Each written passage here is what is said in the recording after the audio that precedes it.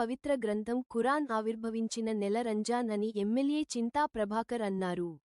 ఆదివారం సదాశివపేట పట్టణంలోని హుస్సేనీ మైదాన్ పిట్టల కేరిలో రంజాన్ ఉపవాస దీక్షల సందర్భంగా ఎమ్మెల్యే చింతా ప్రభాకర్ ఆధ్వర్యంలో ఇఫ్తార్ విందు ఏర్పాటు చేశారు. ఈ కార్యక్రమానికి ముఖ్య అతిథులుగా మాజీ హోం మినిస్టర్ మహమూద్ అలీ, మాజీ ఎమ్మెల్సీ ఫారూక్ హుస్సేన్లు పాల్గొన్నారు. ఈ సందర్భంగా ఎమ్మెల్యే చింతా ప్రభాకర్ మాట్లాడుతూ ముస్లిం సోదరులతో కలిసి ఇఫ్తార్ విందులో పాల్గొనడం నా అదృష్టంగా భావిస్తున్నానన్నారు. బీఆర్ఎస్ మాజీ ముఖ్యమంత్రి కేసీఆర్ హయాంలో ముస్లింలకు ఎన్నో రకాలుగా ఉపయోగపడుతూ వారి అభివృద్ధికి సహకరించామన్నారు. రేవంత్ రెడ్డి ప్రభుత్వం అందరితో పాటు ముస్లింలను కూడా మోసం చేసిందని విమర్శించారు. రానున్న రోజుల్లో మళ్లీ కేసీఆర్ను సీఎం చేసుకునేందుకు ప్రతి ఒక్కరూ సైనికుల పనిచేయాలని పిలుపునిచ్చారు. అనంతరం ముస్లింలతో కలిసి ప్రార్థనలో పాల్గొన్నారు.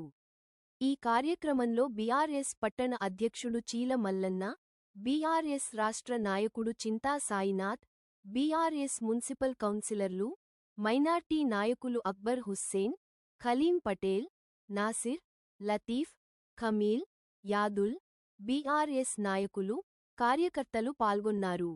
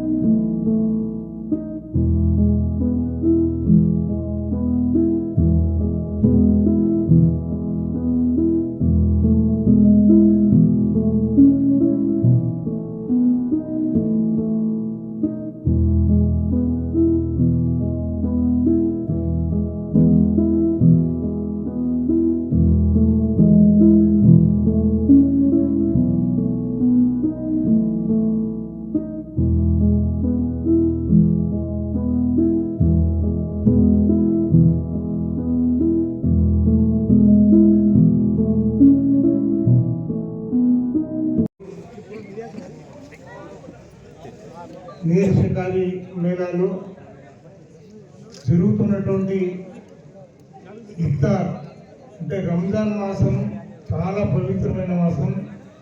అందరూ ఉపవాసం చేపడుతున్నటువంటి పవిత్రమైన మాసం. ఈ ఉపవాస దీక్షలో పాల్గొన్నటువంటి ప్రతి ఒక్కరికి హృదయపూర్వకంగా మరి రాబోయే రంజాన్ శుభాకాంక్షలు. మరి ఈ కార్యక్రమానికి మరి మాజీ హోమ్ మినిస్టర్ గారు మహమూద్ అలీ గారు, మరి మా అన్న ఎక్స్ఎమ్మెల్సీ ఫారూక్ హుస్సేన్ గారు, మా అన్న సల్మాన్ ఖాన్ గారు, మరి ఇక్కడ అంబేద్ గారు, అక్బర్ హుస్సేన్ గారు, మరి పాల్గొన్నటువంటి ప్రతి ఒక్కరికి పేరు పేరున హృదయపూర్వకంగా నమస్కారాలు. నాకు ఎట్లయితే ఇందాక ఇప్పుడు పెద్దలు నిండు మనసుతో మాకు ఆశీర్వదించి గెలిపించిన దాంట్లో మరి మీ మేలు ఎప్పుడూ మనవను. నేను చైర్మన్గా ఉన్నప్పటి నుంచి అంటే 30 సంవత్సరాల నుంచి నాకు ఆదరిస్తూ ఆశీర్వదిస్తూ మరి నన్ను నడిపిస్తున్నారు. కాబట్టి మీ మేలు నేను ఎన్నికమందిస్తున్న వరం. మరి అదే రకంగా ఈ ఉపవాస దీక్ష మరి ఈ కార్యక్రమానికి పెద్దలు మా ఫారూక్ హుస్సేన్ గారు మరి మిమ్మల్ని ఉద్దేశించి వారు మాట్లాడిస్తూ అనుకుంటున్నాం. मुबारक के जरिए हजारों मुस्लिम लड़कियों की शादी करवाई है। उसी तरह एजुकेशन के लिए कांग्रेस ने यहाँ पर 50 साल हुकूमत की 50 साल हुकूमत में सिर्फ 10 रेजिडेंशियल स्कूल खोले थे, जिसमें 1000 से 1200 बच्चे तालीम हासिल करते। पर केसीआर साहब ने 2 साल के अंदर 204 रेजिडेंशियल स्कूल कायम किए और उसके अंदर 1,60,000 हमारे लड़के और लड़कियां तालीम हासिल करते हैं। ये केसीआर साहब का कारनामा है। और एक सबसे अहम बात ये रही, जब से केसीआर साहब 2014 में तेलंगाना हासिल किए, उसके बाद मुकम्मल दंगे फिसादात का खात्मा करने वाले कोई लीडर है वो केसीआर साहब।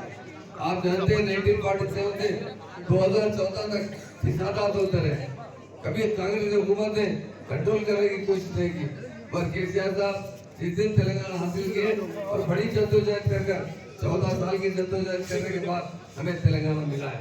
तेलंगाना का जो उनका सपना था, तेलंगाना में हिंदू मुसलमान भाई भाई की तरह रहे और हर एक को तरक्की के मौके फराहम करने वाले लीडर है वो केसीआर साहब।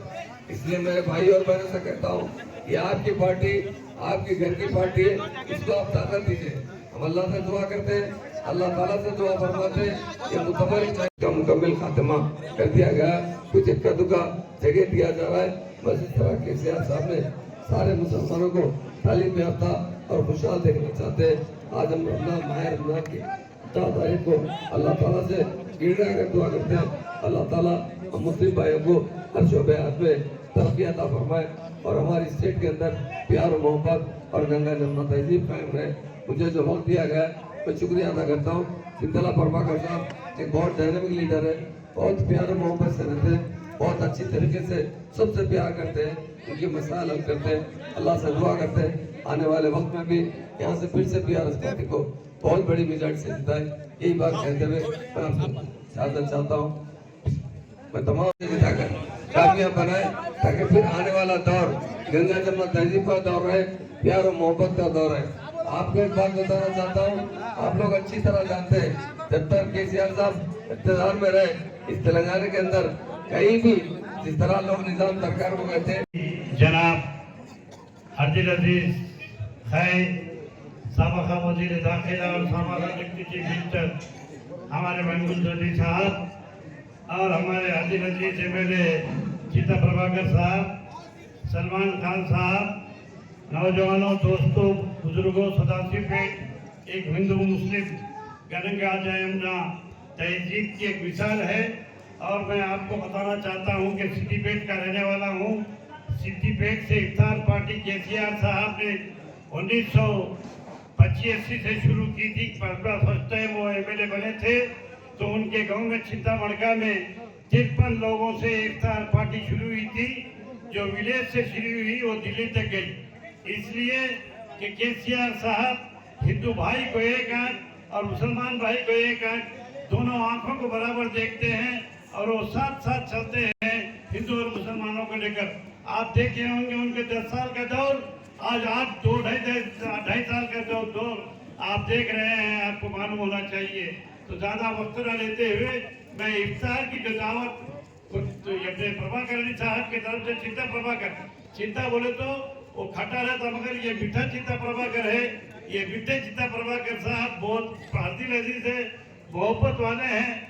मैं सदाशिव पेट में कई बार आया, लिहाजा मैं सदाशिव पेट के अवाम को और मुसलमान भाइयों को, हिंदू भाइयों को, क्रिश्चियन भाइयों को, सारे भाइयों को ये रमजान की मुबारकबाद दे रहा हूँ एडवांस, इसलिए कि इफ्तार पार्टी में आप लोग इतनी बड़ी तादाद में यहाँ पर आए हैं और हम लोग मिलकर तेलंगाना जहाँ कहीं भी जो जरूरत पड़ी, महमूद भाई हो, जब सलमान साहब हो या मैं हो, चित्ता प्रभाकर साहब हो, सारे इलाकों में मिलेंगे फिरेंगे और काम करेंगे।